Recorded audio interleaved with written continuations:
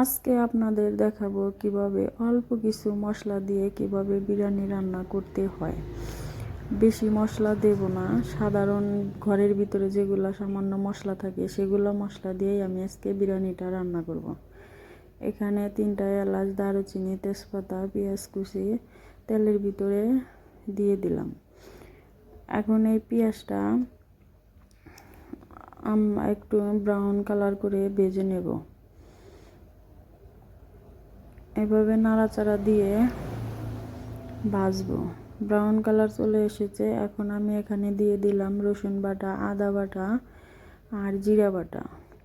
এগুলা দিয়ে আর একটু নাড়াচাড়া করব।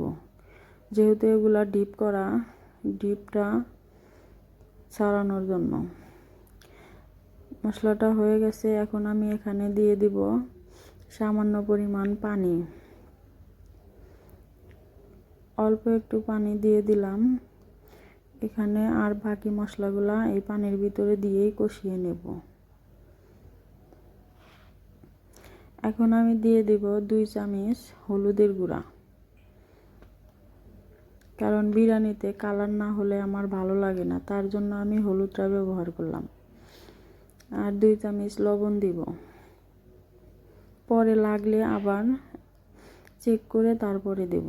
এখন আপাতত 2 চামচই দিলাম। এখন আমি দিয়ে দিব বিরিয়ানির মশলা। বিরিয়ানির মশলাটা যার যার পরিমাণ মতো দিয়ে দিবেন। এগুলা এভাবে ভালো করে নাড়াচাড়া করে ভালো করে কষিয়ে নেব। সুন্দর একটা ফ্লেভারের জন্য 4টা কাঁচামরিচ দিয়ে দিলাম। কাঁচামরিচটা দেওয়ার কারণে ভালো একটা ফ্লেভার আসবে। মশলা আমার কষানো হয়ে গেছে। এই যে তেলটা উপরে চলে এসেছে। আমি এখন এখানে দিয়ে দিব এই মুরগিগুলো আমি ছোট ছোট পিস করে নিয়েছি।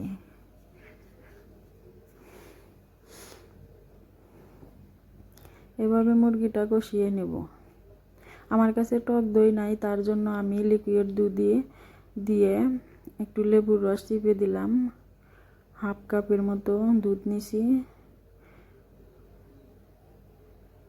দুধটা মাংসের মধ্যে আমি ঢেলে দেব। টক দইয়ের পরিবর্তে আমি এটা দিয়ে দিলাম।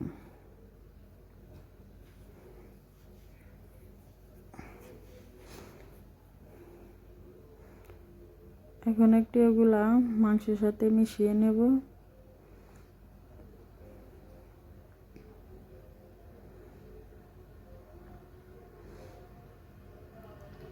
মেশানো হয়ে গেছে। এখন আমি 1 কাপ পানি দিয়ে দিব। একবারে মুরগিটা পুরোপুরি সিদ্ধ হয়ে যাবে। পানিটা দিয়ে দিলাম। এখানে আর অন্য কোনো পানি ব্যবহার করব না, এইটুকুই থাকবে। ঢাকনা দিয়ে কিছুক্ষণের জন্য ঢেকে দেব।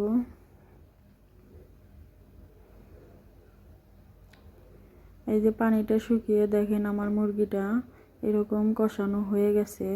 তেলটা উপরে চলে এসেছে। একদমই পানি নাই। পানিটা একবারে শুকিয়ে নিয়েছি।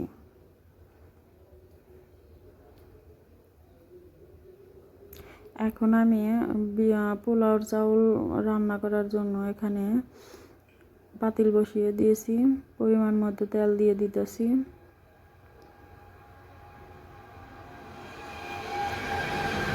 এখানে অল্প একটু মশলা দেব, বেশি মশলা দেব না। 2 টুকরা তেজপাতা, 2 টুকরা দারচিনি, 2-3টা এলাচ আর অল্প কয়েকটা পেঁয়াজ কুচি। এগুলা একটু নাড়াচাড়া দিয়ে ভেজে নেব।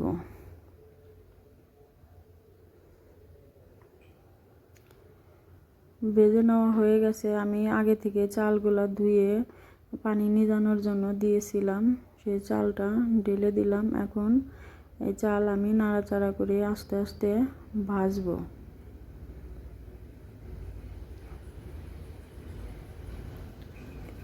এইভাবে চুলার আঁচটা কমিয়ে দিয়ে ধীরে ধীরে চালটা ভেজে নেব।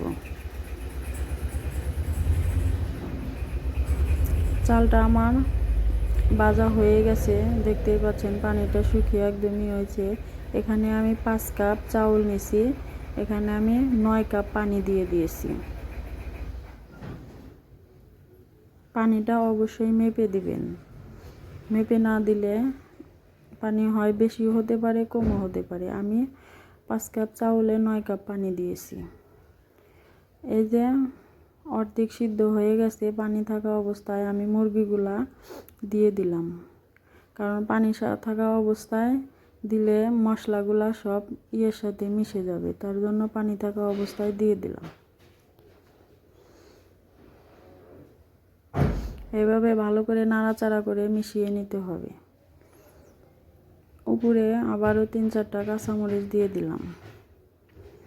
বিরিয়ানিটা একদম হয়ে গেছে। যদি আপনাদের কাছে ভালো লাগে ভিডিওটা লাইক করবেন, কমেন্ট করবেন এবং শেয়ার করবেন। একদম ঝরঝরে বিরিয়ানি হয়ে গেছে। সাউন্ড করে